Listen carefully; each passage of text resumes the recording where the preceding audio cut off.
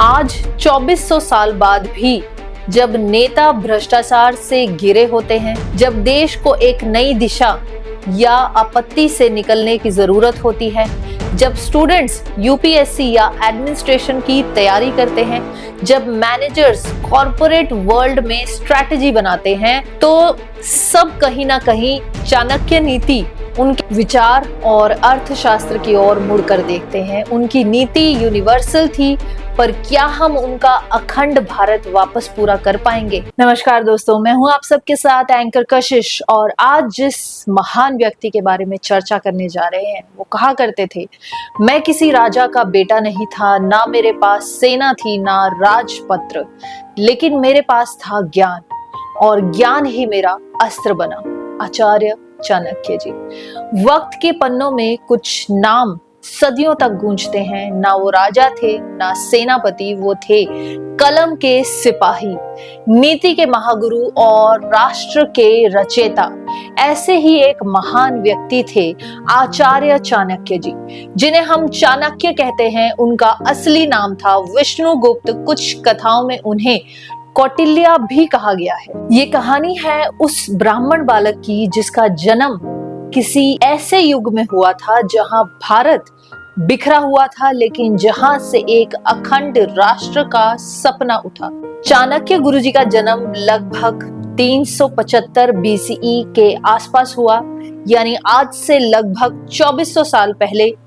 इसके विषय में कई मिथ हैं, लेकिन अधिकांश इतिहासकार मानते हैं कि वो तक्षशिला के आसपास किसी ब्राह्मण परिवार में जन्मे थे। उनके पिता का नाम था चनक, इसलिए उन्हें चाणक्य कहते हैं। उनका कुल विष्णु भक्त और वेदों में निपुण था, और यही उनके शिक्षण का प्रारंभिक आधार बना। बचपन से ही विष्णुगुप्त अत्यंत तेज और अप्रत्याशित बुद्धि के धनी थे। उनका चेहरा सौंदर्य से नहीं, पर विचार की तीव्रता से अलौकिक था। वे किसी साधारण विद्यार्थी से अलग थे। वे सवाल पूछते थे जहां दूसरे सिर झुकाते थे। चाणक्य जी के जीवन का सबसे महत्वपूर्ण पहलू था तक्षशिला विश्वविद्यालय। तक्षशिला आज के पाकिस्तान के पंजाब प्रदेश में स्थित है, इस्लामाबाद से लगभग 30 किलोमीटर दूर। इस प्राचीन नगरी का उल्लेख रामायण, महाभारत, बुद्धिस्ट ग्रंथों और चाइनीज यात्रिक फेंगशुएन एंड जुनजैंग के लेखों में भी मिलता है। ये सिर्फ एक शिक्षा का केंद्र नहीं, ये भारत की बुद्धि की राजधानी थी। तक्षशिला एक ओपन रेजिडेंशियल यूनिवर्सिटी थी। यहाँ कोई एक भवन या शिक्षक नहीं, अलग अलग गुरुकुल्स और एक ऐसा सिस्टम जहाँ शिक्षक अपना आश्रम चलाते थे। तक्षशिला के पाठ्यक्रम यानी सिलेबस थे: पहला अर्थशास्त्र यानी अर्थव्यवस्था, राजकोष कर व्यवस्था यानी टैक्स सिस्टम, और साम्राज्य के आर्थिक संचालन का शास्त्र था। चाणक्य जी ने आगे चलकर खुद अपना अर्थशास्त्र ग्रंथ लिखा, जिसमें उन्होंने राजनीतिक अर्थव्यवस्था और प्रशासन के सिद्धांत दिए जो आज भी पढ़े जाते हैं। दूसरा नीति शास्त्र यानी मानव व्यवहार, सत्य, धर्म और राजनीति में उचित आचरण का अध्ययन। चाणक्य जी की चाणक्य नीति इसी शास्त्र का एक जीवित रूप है, जिसमें जीवन, राजनीति और समाज के लिए गहरा ज्ञान दिया गया। तीसरा राजनीति यानी राष्ट्र का संचालन, राजा के कर्तव्य, सैनिक रणनीतियां और प्रजा को सुशासित रखने की कला। यहाँ शास्त्र ये बताता है कि एक राजा कौन बनेगा, कैसे शासन करेगा और किन नीतियों से अपने दुश्मनों को हराएगा। चौथा वैद्य मतलब आयुर्वेदा, यानी शरीर और मानस के रोग, उनका निदान और प्राकृतिक चिकित्सा पद्धति। यहाँ आयुर्वेदा का ज्ञान, औषधियों का प्रयोग और जीवन शैली का विज्ञान सिखाया जाता था। आचार्य जीविका यहाँ के प्रमुख वैद्य थे। पांचवा शस्त्र विद्या या धनुर्विद्या, यानी युद्ध कला, तलवारबाजी, धनुर्विद्या, गदा चक्र और सेनापतित्व का अभ्यास।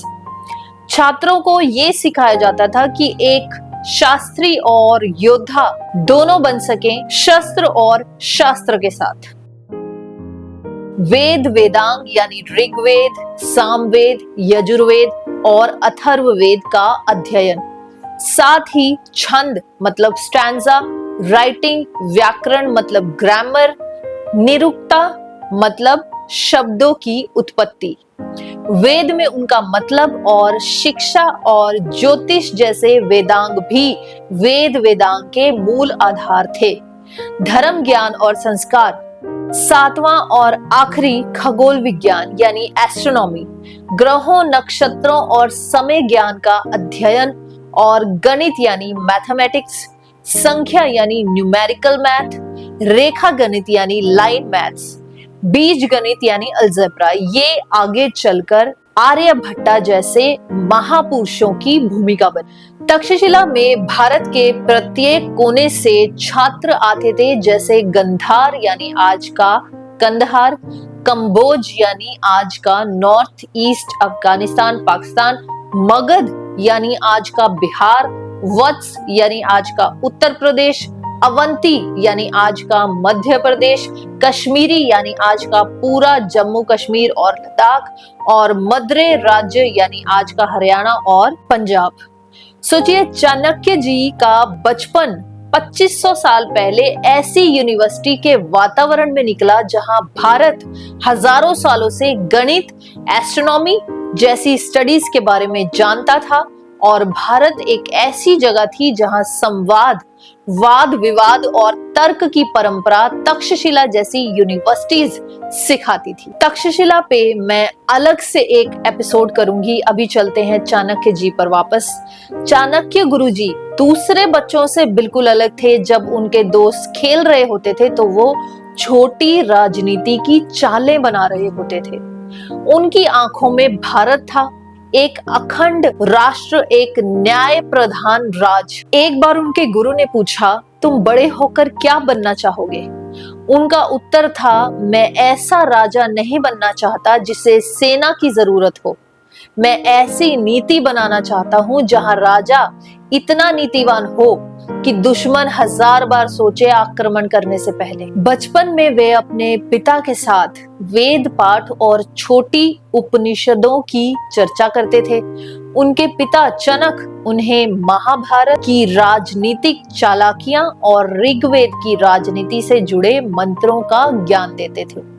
उस समय भारत में महाजनपदों का युग था, यानी वो 16 राज्य जो भारत को महान बनाते थे, जैसे मगध, कोसाला, अवंती, कुरु, पंचाल और गंधार जैसे छोटे छोटे राज्य।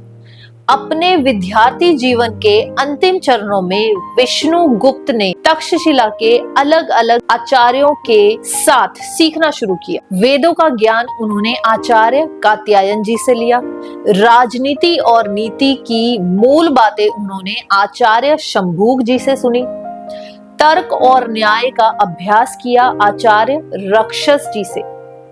एक बार तक्षशिला के राजनीतिक संवाद में जब सभी गुरुजन किसी युद्ध की संभावना पर बात कर रहे थे, तो शिष्य चाणक्य जी ने एक सरल प्रश्न किया, युद्ध से रक्षा होती है या नीति से? उस पल सब गुरु और शिष्य शांत हो गए।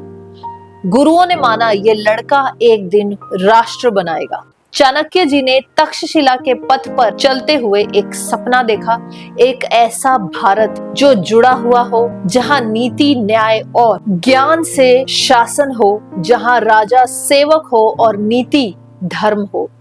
उस समय उस सपने का कोई रूप नहीं था, कोई योजना नहीं थी, लेकिन एक बालक के मन में एक बीज पड़ गया था जो आगे चलकर मौर्य साम्राज्य बनने वाला था। तक्षशिला में अपनी विद्या पूर्ण करने के बाद ज्ञान और नीति को राज्य व्यवस्था में लगाने का संकल्प लिया। उन्होंने सुना था कि मगध में राज सत्ता बिगड़ चुकी है, प्रजा दुख में है और राजा अपने अहंकार में अंधा हो चुका है।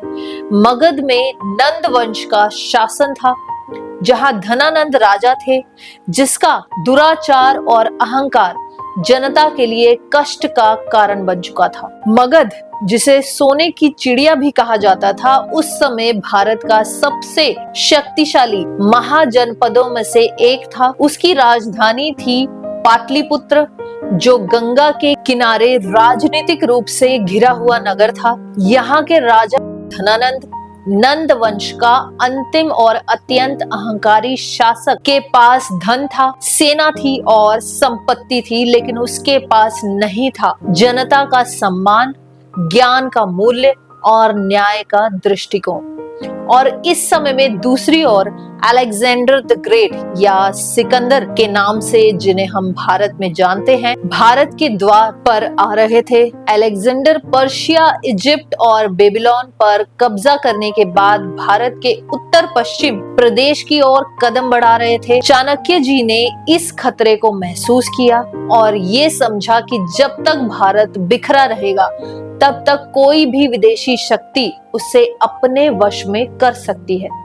और चाणक्य जी एक विद्वान के रूप में पाटलिपुत्र आए, ना राजनीति करने ना शिकायत करने, बल्कि धनानंद को मार्गदर्शन देने और उसके राज्य में न्याय स्थापित कर। चाणक्य जी ने धनानंद के दरबार में प्रवेश किया। एक साधारण वस्त्र पहने, उनके हाथों में ग्रंथ था और आंखों में निश्चय। धनानंद उस समय दरबार में अपने मंत्रियों और न्यायिकों के साथ दुर्व्यवहार कर रहे थे। इसी बीच चाणक्य जी ने अपना परिचय दिया।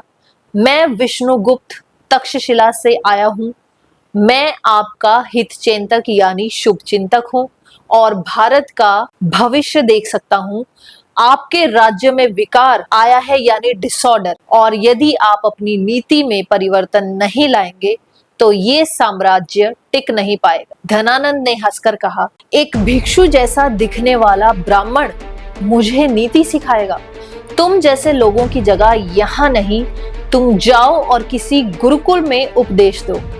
चाणक्य जी ने फिर भी शांत स्वर में कहा, राजा का कर्तव्य है सुनना और ज्ञान का सम्मान करना। आपका संकट आपके अहंकार से बड़ा नहीं है। ये सुनते ही धनानंद ने चाणक्य जी को दरबार से निकलवा दिया और उसके सैनिकों ने उनका केश पकड़कर खींच दिए, झूठे उल्लेख दिए और उन्हें दरबार के बाहर फेंक दिया। दरबार से बाहर गिरते समय चाणक्य जी ने मिट्टी उठाई और अपने सिर पर रखी और एक संकल्प लिया, ये अपमान सिर्फ मेरा नहीं है, ये अपमान है ज्ञान का, धर्म का और न्याय का। अब ये राजा नहीं रहेगा। मैं इस नंद वंश को जड़ से उखाड़ दूंगा। जब तक ये अहंकारी राजा रहेगा मैं चैन से नहीं बैठूंगा, ना सोऊंगा ना विश्राम करूंगा। और इसी पल ज्ञान ने नीति का रूप धारण किया और राजनीति में एक नया युग प्रारंभ हुआ। इस घटना के बाद चाणक्य जी ने समझा, ज्ञान तब तक अधूरा है जब तक उसका प्रयोग सामाजिक बदलाव के लिए ना हो। जब तक शिक्षा के साथ शक्ति नहीं जोड़ी जाती तब तक ज्ञानी भी दास बनाया जा सकता है। और चाणक्य जी जानते थे कि राजा गिराना आसान नहीं, उसकी जगह एक योग्य राजा तय करना सबसे बड़ा काम है। वे भारत के अलग अलग राज्यों में घूमने लगे, प्रजा से बात की, किसानों से मिले, युवकों से प्रश्न किए, जिससे वे समझ सकें कौन है जो इस भूमि का यथार्थ राजा बन सकता है। वो ऐसा राजा ढूंढ रहे थे जो न्याय और धर्म में विश्वास रखता हो, प्रजा की भावनाओं को समझता हो, सैन्य और पराक्रमी लेकिन मन से विनम्र हो। चाणक्य जी ने महाजनपदों की यात्रा शुरू की। कभी वे गंधार गए, कभी अवंती, कभी दक्षिण के आश्रमों में रुके, तो कभी उत्तर के क्षेत्रों में किसानों के बीच गए। उनका विश्वास था राजा जन से नहीं होता, राजा उस भावना से बनता है जो धरती को महसूस करे, प्रजा की भाषा समझे और दुख में भी नेतृत्व की रोशनी बन सके। कई युवक मिले, शक्तिशाली थे, कुछ बुद्धिमान भी, लेकिन कोई भी उन सपनों का रूप नहीं था जिसे चाणक्य जी ढूंढ रहे थे। एक दिन भारत के मध्य क्षेत्र में चाणक्य जी एक गांव में रुके। वहां वे एक बाल युवक को देखते हैं जो अपने साथियों के साथ घोड़े पे दौड़ लगा रहा था, पर ये दौड़ साधारण नहीं थी। ये युवक घोड़े की लगाम बिना पकड़े आंखों से दिशा का ज्ञान करता और अपने दोस्तों को बोल रहा था, राजा वही होता है जो अंधेरों में भी दिशा देख सके। ये युवक साधारण वस्त्रों में था, पर दृष्टि में सबसे तेज। चाणक्य जी ने वहीं पे निश्चय किया कि अब वे ना केवल राजनीति सिखाएंगे बल्कि एक राजा तैयार करेंगे जो नंद वंश का अंत करेगा और भारत को एकीकृत करेगा, जिसमें उन्हें दिख रही थी शक्ति, विवेक, दृष्टि और सबसे महत्वपूर्ण गुरु के मार्गदर्शन को स्वीकार करने की विनम्रता। एक शब्द, एक थाप, थप्पड़ के रूप में एक अपमान, ये सब मिलकर बनाते हैं उस दृष्टिकोण को जो इतिहास को पलट देता है। चाणक्य जी के जीवन का ये पल था जहां एक ब्राह्मण विद्वान ने राजनीति को ज्ञान से जोड़ दिया और भारत में एक नई शक्ति, एक नई दिशा और एक नए राजधर्म की रेखांकित यात्रा शुरू होने वाली थी। उनकी आंखों में अब भी तक्षशिला था, लेकिन मन में पाटलिपुरा की नींव में एक नया साम्राज्य का नक्शा। चाणक्य जी उस बालक के पास गए और उस बालक से पूछा, तुम्हारा नाम क्या है बालक? उसने कहा, चंद्रगुप्त। जी हाँ, यही युवक बनेगा चंद्रगुप्त मौर्य, जिसके साथ मिलकर चाणक्य एक साम्राज्य रचेंगे। चंद्रगुप्त वो नाम था जिससे इतिहास बनाया जाएगा। चंद्रगुप्त एक मौर्य वंश से संबंधित बालक थे, पर उनकी परवरिश एक गौपालक परिवार में हुई थी, क्योंकि उनके वंश का अंत नंद वंश की राजनीति में हो गया था। बचपन से ही चंद्रगुप्त ने दुख देखा था, पर उनकी आंखों में दुख नहीं, जुनून था। वो दूसरे बच्चों से अलग थे। जब लोग शिकार खेलते, वो सेना की व्यवस्था की बातें करते। जब कोई हार जाता तो वो कहते, राजा हार का साथी होता है, वीरता का नहीं। चाणक्य जी ने चंद्रगुप्त के साथ समय बिताया। उसकी सोच, उसका विवेक, उसके प्रश्न, उसके ध्यान लगाने की क्षमता देखी। उन्होंने देखा कि इस युवक में वे सब गुण हैं जो एक राजा में होते हैं: साहस, विनय, जिज्ञासा, दृष्टि, प्रजा के प्रति संवेदना। और जब तक्षशिला के आचार्य ने उस बालक के कंधे पर हाथ रखा और कहा, चंद्रगुप्त, तुम किसी राजा के पुत्र नहीं, तुम भारत के पुत्र बनने वाले हो, चाणक्य जी ने चंद्रगुप्त को अपने साथ लिया और तक्षशिला वापस ले आए। लेकिन अब वो उसे ग्रंथों के लिए नहीं, साम्राज्य के लिए तैयार कर रहे थे।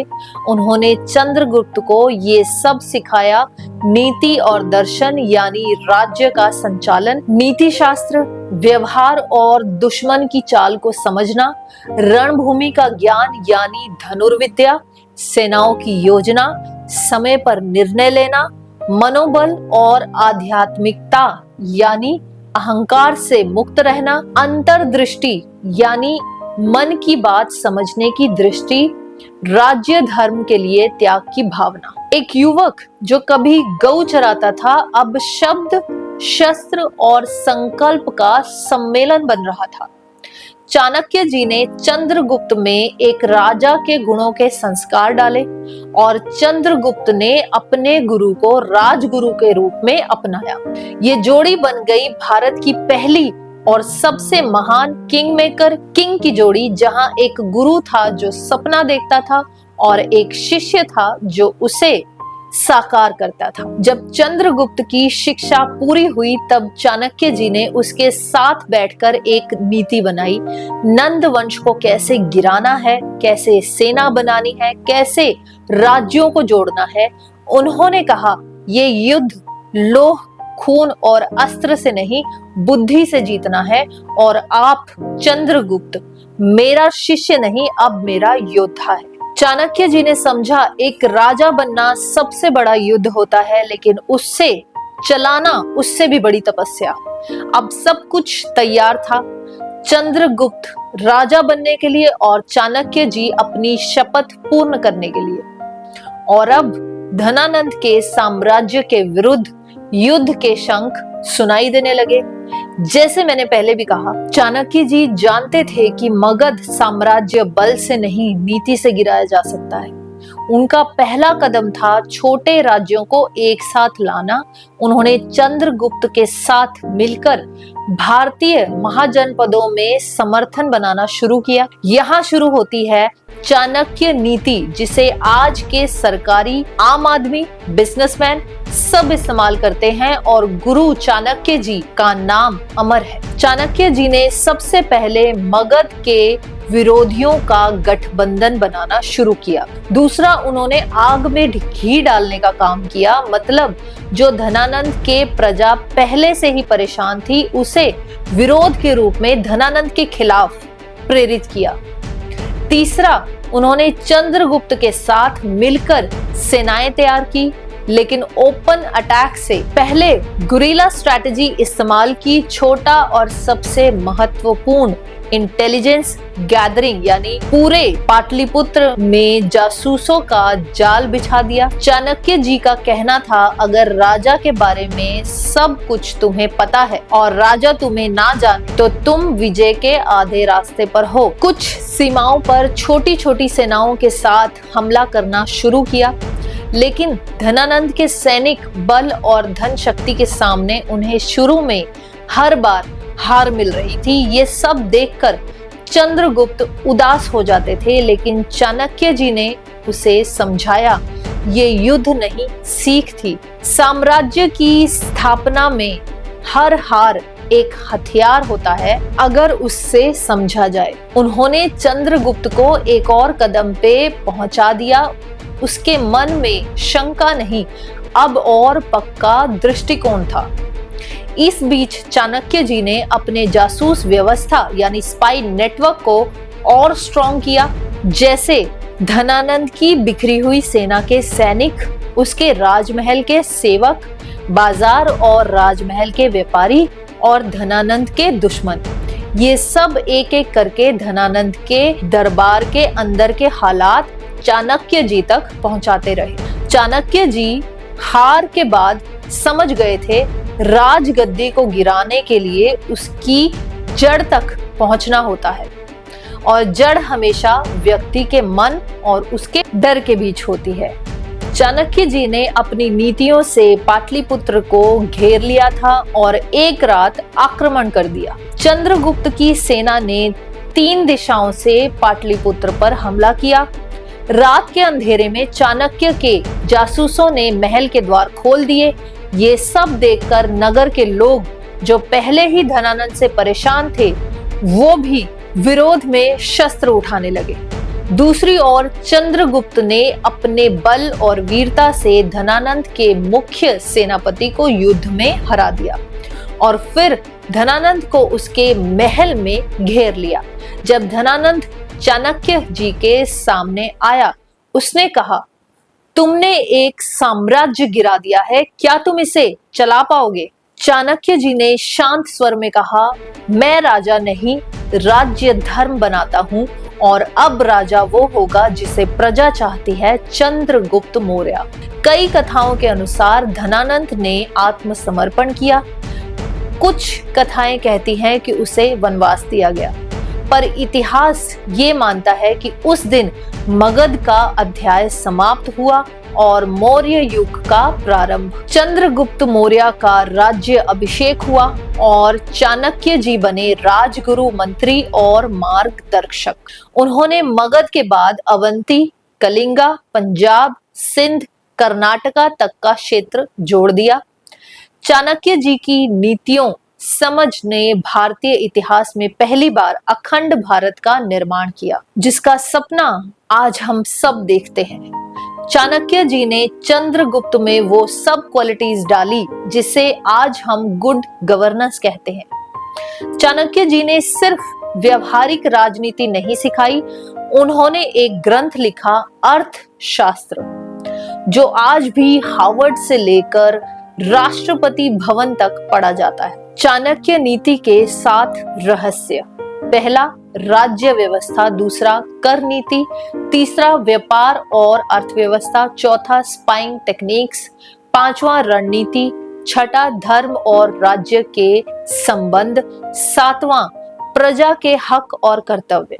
ये ग्रंथ दिखाता है कि सत्ता के पीछे सिर्फ बल नहीं, बुद्धि और नीति भी होनी चाहिए। चाणक्य जी के विचार सिर्फ ग्रंथों तक सीमित नहीं थे, उनके मुख से निकलने वाली हर बात इतनी गहरी थी कि आज भी उन्हें याद रखा जाना चाहिए।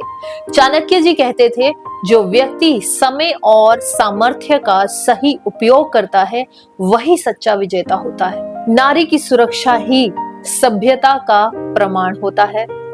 शत्रु को कमजोर समझने की भूल मत करो, क्योंकि एक चिंगारी भी पूरे जंगल को जला सकती है। गुरु वही है जो तुम्हें सत्य दिखाए, चाहे तुम उससे दूर भागो। जब चंद्रगुप्त ने शासन संभाल लिया था और साम्राज्य विकसित हो रहा था, चाणक्य जी का लक्ष्य पूरा हो चुका था और तब चाणक्य जी ने सब कुछ त्याग दिया। उन्होंने राज दरबार छोड़ा, अपनी ग्रंथों की पुस्तकें एक कमरे में रखी और संन्यास ले लिया। वो चले गए एक गुफा में, जहां उन्होंने अंतिम समय तक लिखना और ज्ञान देना नहीं छोड़ा। चाणक्य जी ने दुनिया छोड़ी, लेकिन उनकी विचारधारा उस समय भी जीवित थी और आज भी भारतीय राजनीति मनोबल में उसकी छाप दिखती है। आज 2400 साल बाद भी जब नेता भ्रष्टाचार से घिरे होते हैं, जब देश को एक नई दिशा या आपत्ति से निकलने की जरूरत होती है, जब स्टूडेंट्स यूपीएससी या एडमिनिस्ट्रेशन की तैयारी करते हैं, जब मैनेजर्स कॉर्पोरेट वर्ल्ड में स्ट्रैटेजी बनाते हैं, तो सब कहीं ना कहीं चाणक्य नीति, उनके विचार और अर्थशास्त्र की ओर मुड़कर देखते हैं। उनकी नीति यूनिवर्सल थी, पर क्या हम उनका अखंड भारत वापस पूरा कर पाएंगे? कमेंट में जरूर बताइएगा। और हाँ, अगर वीडियो अच्छी लगी हो तो सब्सक्राइब और बेल आइकन दबाना बिल्कुल ना भूलिएगा। नमस्कार।